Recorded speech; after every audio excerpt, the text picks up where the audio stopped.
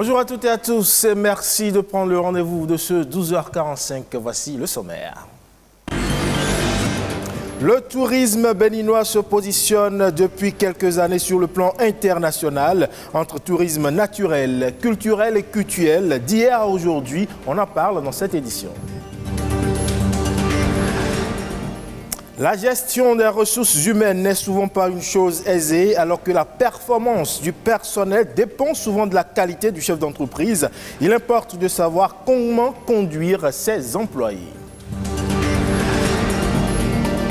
Et enfin, on parle de cette maladie articulaire la plus répandue, l'arthrose. Elle se manifeste le plus souvent par des douleurs et c'est un cauchemar pour les personnes âgées et les sportifs.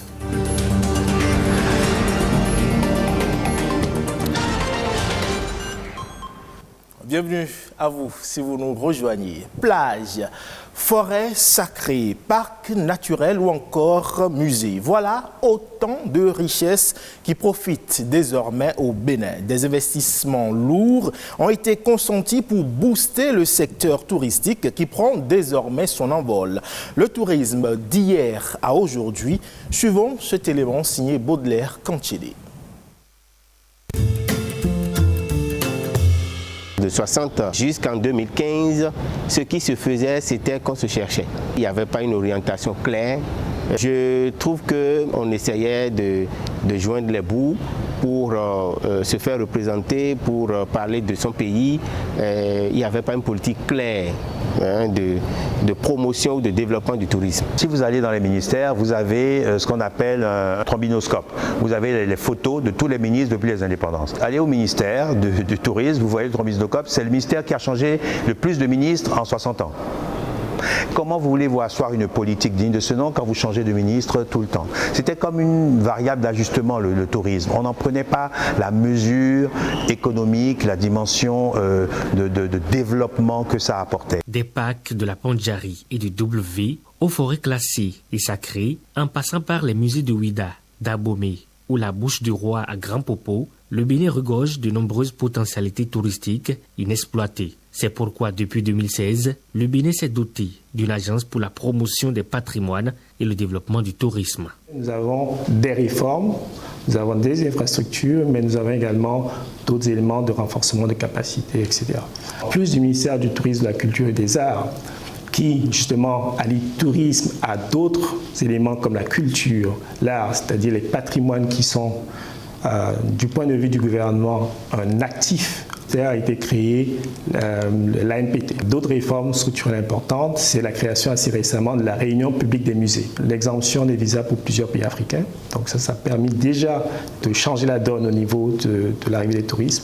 Le e-visa, donc une autre réussite qui permet à plusieurs touristes internationaux de ne pas avoir la barrière des formalités administratives. En plus de ces actions de l'ANPT, au Bénin, on met désormais un point d'honneur sur la valorisation du patrimoine artistique et culturel pour en faire un levier de développement du tourisme. Et cette exposition, qui est une exposition artistique et culturelle, a fait une démonstration de force. Malgré toutes ces actions, il reste de nombreux défis à relever. D'abord, amener la sécurité aux citoyens. Les citoyens étant en sécurité, les produits touristiques que nous avons là-bas vont pouvoir attirer les touristes naturellement. Il reste l'organisation. La deuxième chose, c'est la promotion. Ce qui ouvre des perspectives heureuses pour le Bénin. Merci à vous, Baudelaire Kanchede. On parle à présent de la gestion des entreprises qui constitue un véritable casse-tête pour beaucoup de chefs d'entreprise. Selon certains spécialistes, la performance du personnel dépendrait des qualités de leur coach. Comment donc gérer ses employés pour favoriser l'essor d'une entreprise? Alex Balogun, consultant en gestion d'entreprise, nous donne ici quelques conseils. Un leader, c'est quelqu'un qui doit être capable de gérer lui-même d'abord ses émotions, gérer d'abord son caractère, parce que tu diriges par exemple. Le leader doit pouvoir se gérer et maintenant il sera facile pour lui de gérer aussi son personnel ou de gérer ses collaborateurs.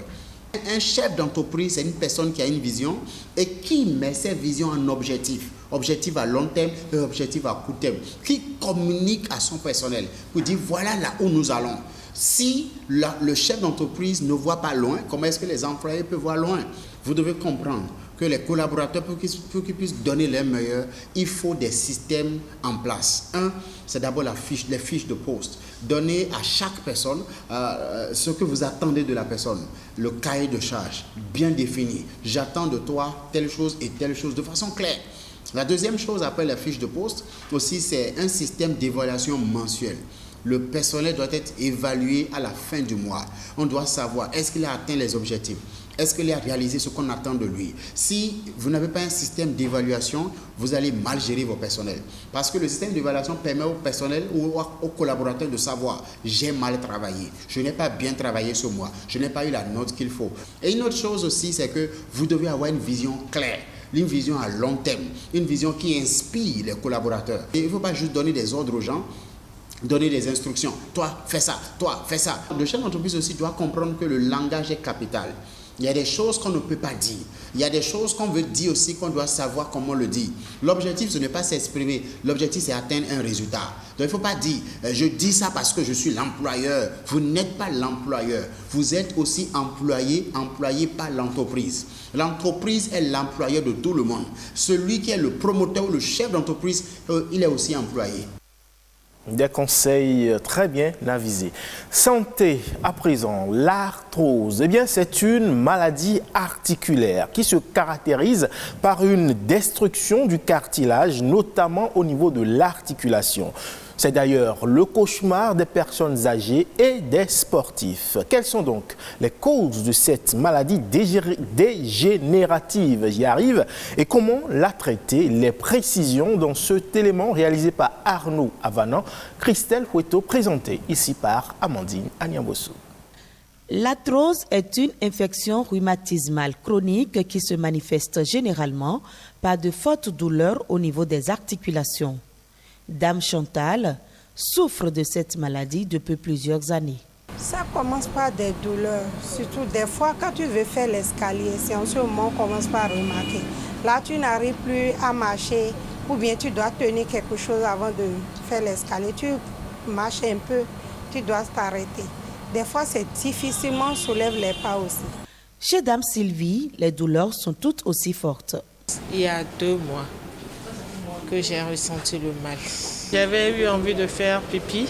Quand je me suis levée, j'ai commencé par ressentir les mal très fort. Cette fois-ci, c'était très fort. Douleur, invalidité, les causes de l'arthrose diffèrent d'un individu à un autre. D'abord, il faut signifier qu'il y a l'arthrose primitive et l'arthrose secondaire.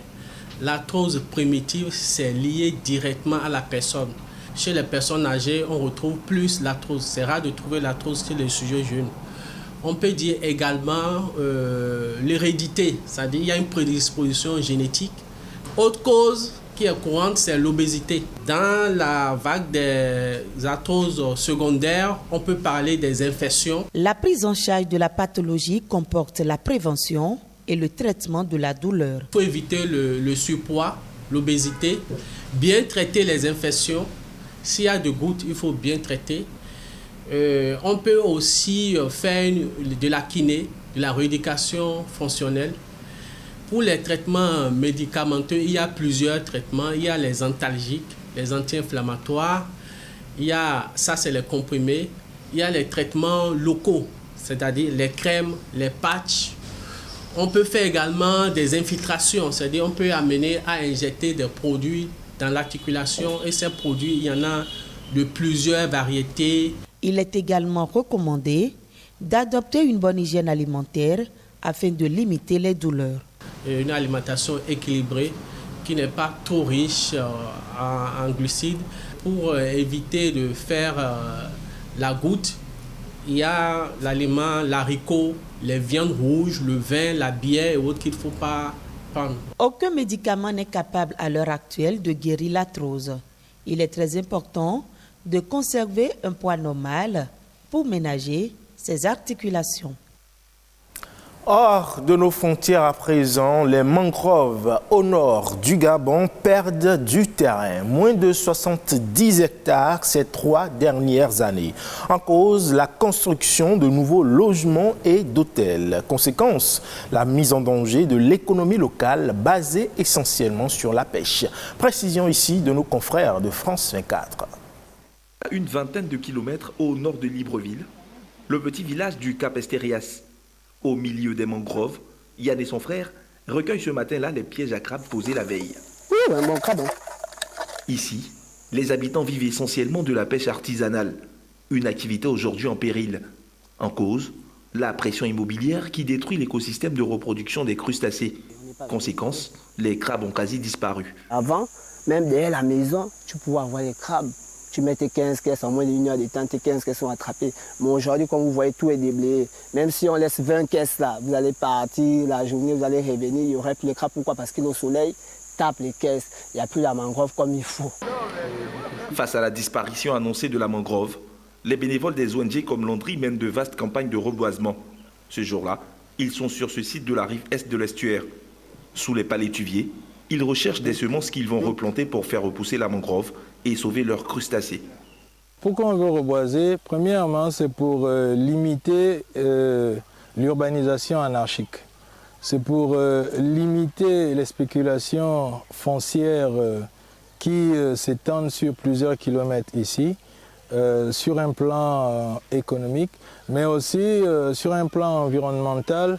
C'est pour pouvoir permettre à ces espèces qui dépendent de cette mangrove de pouvoir se reproduire.